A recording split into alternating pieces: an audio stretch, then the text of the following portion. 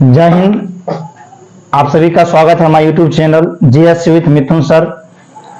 आज मैं क्लास 10 का पहले अध्याय का कुछ महत्वपूर्ण चीजें आपको बताने जा रहा हूं, जो कि सबसे ज्यादा महत्वपूर्ण है, इसको जानकारी देना है। जैसे हम बात करेंगे वास्तविक संख्या से, बात करते हैं कि वास्तविक संख्या किसे कहते हैं। वास्तविक संख्या जो होता है कि परिमेय संख्या और अपरिमेय संख्या के समूह को वास्तविक संख्या कहते हैं। यानी परिमेय संख्या और अपरिमेय संख्या को सामूहिक रूप से हम क्या बोलेंगे, वास्तविक संख्या बोलते हैं। जैसे 1, 0, 1, -√3, √5, इसके अलावा और भी कई सारे हो सकते हैं जो कि वास्तविक संख्या कहलाता है।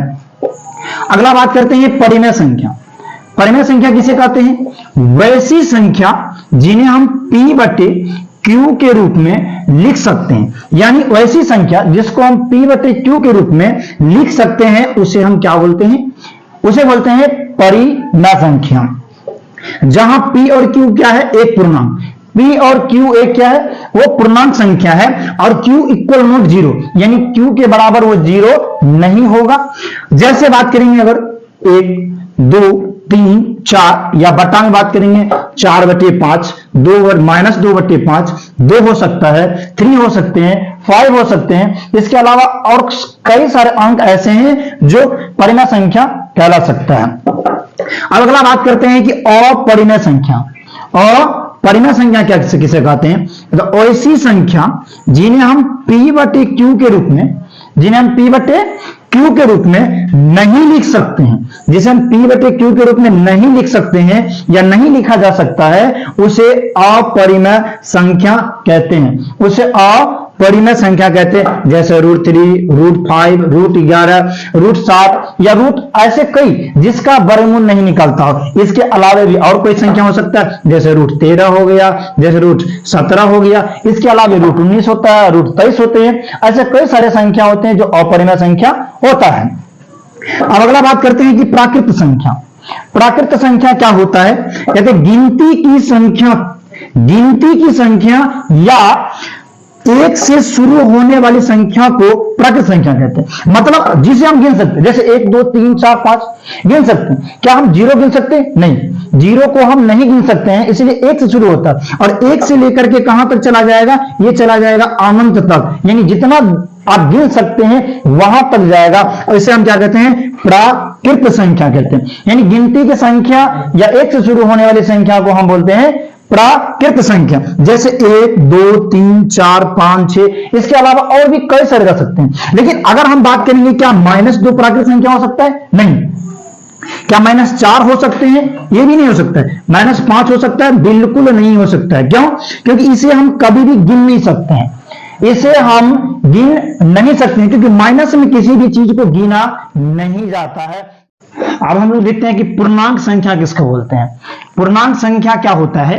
प्राकृत संख्या के समूह में जब शून्य और ऋणात्मक संख्या को शामिल किया जाता है तब वह पूर्णांक संख्या कहलाता है। अर्थात जो प्राकृत संख्या होता है, जैसे हम प्राकृत संख्या पढ़े हैं कि 1, 2, 3, यहां से कहां तक गया? इन्फिनिटी तक गया है। अब इन्फिनिटी तक गया है, इसमें हम क्या जोड़ देंगे?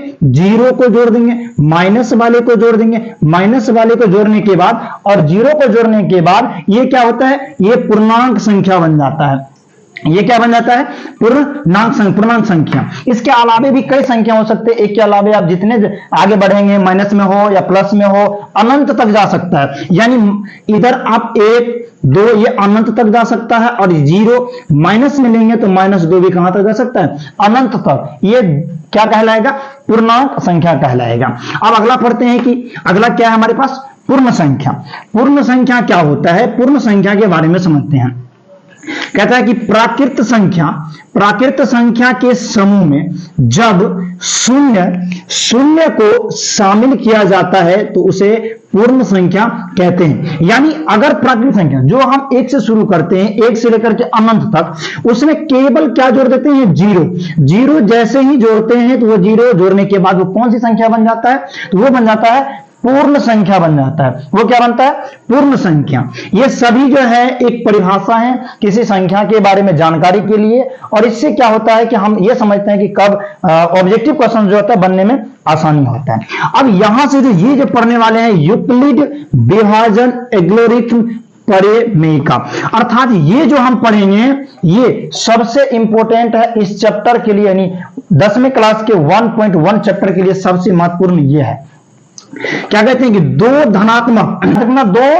धनात्मक पूर्णांक ए और बी दिए रहने पर ऐसी अद्वितीय पूर्ण संख्या Q और R विद्यमान हो, यानी दो संख्या अगर मेरे पास कोई भी दिया हो, इसके अलावा एक दो संख्या Q और R हमारे पास उपस्थित हो, तो वैसी संख्या जो एक समूह को बनाते हो, जैसे भाज्य बराबर भाजक गुणे भागफल जोड़ शेष, जो ऐसे क्रिएट करता हो, ऐसे नियम का पालन करता हो, उसे हम बोलते हैं यूक्लिड विभाजन एल्गोरिथम परिमेयिका से।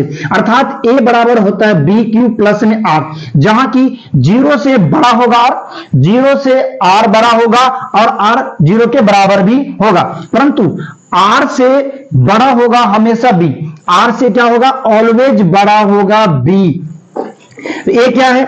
A हमारे पास भाज्य है, B भाजक होता है, Q भागफल होता है और R शेष। जिस तरह से हम किसी संख्या से कोई संख्या में भाग देते हैं तो कुछ ना कुछ जो है भागफल आता है। जैसे हम 2 से दे रहे हैं, अगर हम 2 से भाग देंगे तो यह हमारा भाजक कहलाता है। ये क्या कहलाता है? भाजक। जितनी भी संख्या से भाग देते हैं 3 दूनी 6 1, तो ये जो 3 आया है ये हमारा क्या कहलाता है? ये हमारा भागफल कहलाता है। और नीचे जितना बच जाता है उसे हम बोलते हैं शेषफल, और ये जो होता है इसको बोलते हैं हम भाज्य। आज यहां तक परिभाषा हमारा समाप्त होता है। ये सबसे इंपॉर्टेंट परिभाषा है